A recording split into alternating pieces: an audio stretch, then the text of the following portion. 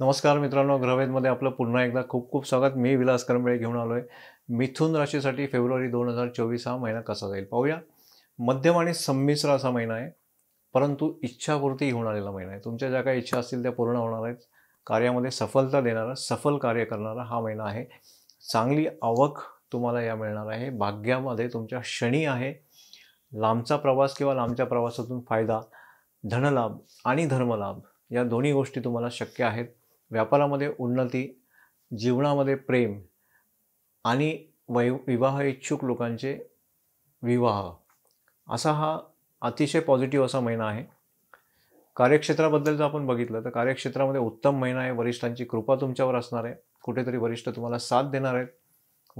वरिष्ठांकडून एखादी संधी तुम्हाला मिळू शकते. त्यामुळे तुमची उन्नती आणि प्रगतीचे मार्ग जे असतील ते पूर्णपणे खुले झालेले तुम्हाला दिसणार आहेत. फलप्राप्ती तुम्हाला हा देणारा महिना आहे. त्यामुळे कुठेतरी पगारवाढ किंवा प्रमोशन्स वगैरे तुमचे होऊ शकतात.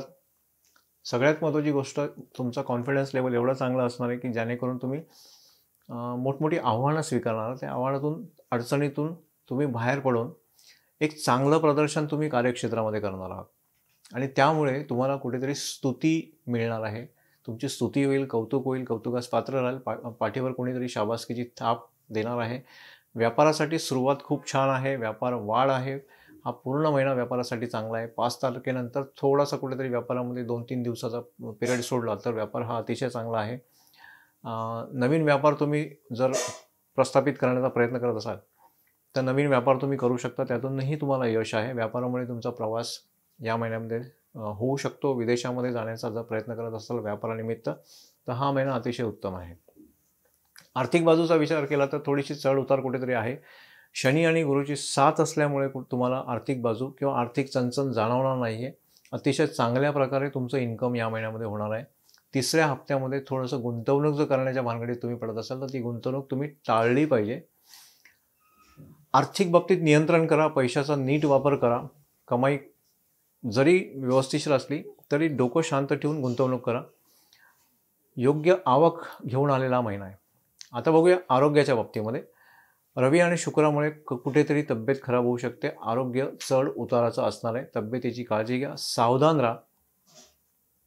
5 फेब्रुवारी ते 13 फेब्रुवारी शक्यतो बाहेरचं खाऊ नका आणि ह्या पिरियडमध्ये तब्येतीची स्पेसिफिकली तुम्ही काळजी घ्यायची. 20 तारखेपर्यंत साधारण त्रास तुम्हाला तब्येतीचा होऊ शकतो.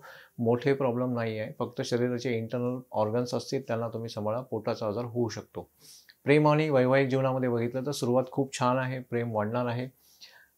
प्रेमाबद्दलचा तुमचा जो विश्वास असेल जोडीदाराचा तो सुद्धा वाढणार आहे. प्रेमाचा विकास होताना तुम्हाला कुठेतरी दिसणार आहे. प्रेमाची खरी भाषा तुम्हाला समजणार आहे. प्रेमासाठी तुम्ही वेळ देणार आहे. एक दुसऱ्याची प्रेमामध्ये कदर करायला शिकणार आहात. भावनांना समजून घेणार आहे. परिपक्व असं प्रेम तुम्ही जगण्याचा प्रयत्न करणार आहात. प्रेमविवाहाचे योग सुद्धा या महिन्यात तुमचे बनत आहेत. 12 फेब्रुवारी नंतर कदाचित तुमचा विवाह होऊ शकतो. वैवाहिक बोलणी होऊ शकतात. परिवाराच्या बाबतीत जर बघितलं तर चढ उतार घेऊन आलेला महिना आहे. संमिश्र आहे. थोडंसं तुमचं घरी मन कदाचित लागणार नाही किंवा कामधंद्या निमित्ताने तुम्ही इतके व्यस्त असणार आहात की कदाचित तुम्हाला घरातून बाहेर जाऊन बऱ्यापैकी व्यस्त राहण्याचा एक वेळ येऊ शकते. त्यामुळे कुठेतरी परिवाराचा तुमच्याबद्दलचा एक मनमुटाव होऊ शकतो किंवा थोडंसं तात्विक वाद वगैरे होऊ शकतात. आईवडिलांचे आरोग्य चिंता करायची, त्यांच्या आरोग्याची काळजी करायची. भाऊ बहिणींशी वाद होऊ शकतात, ते टाळण्यासाठी प्रयत्न करायचे. 13 तारखेनंतर स्थितीही सुधारणार आहे. पुढचा पंधरवडा हा अतिशय चांगला आहे. उपायामध्ये जर बघितलं तर रविवारी सूर्याला जल अर्पण करायचं आहे. शनिवारी शनी चालीसा पठण करायचं आहे आणि बजरंगबलीला केळ्याचा प्रसाद तुम्ही जर शनिवारी अर्पण केला तर तुम्हाला हा महिना अतिशय चांगला जाऊ शकतो. हे सर्व उपाय हे वैदिक ज्योतिषशास्त्रावर आधारित असून मनाने आणि श्रद्धेने केल्यास तुम्हाला योग्य तो फायदा मिळू शकतो. हा व्हिडिओ मी आता इथे समाप्तीकडे घेऊन आलेला आहे. तुम्ही माझ्या चॅनलवर जर नवीन असाल तर कृपा करून चॅनलला लाईक करा, शेअर करा आणि भरपूर शेअर करा आणि सबस्क्राईब करायला विसरू नका. धन्यवाद.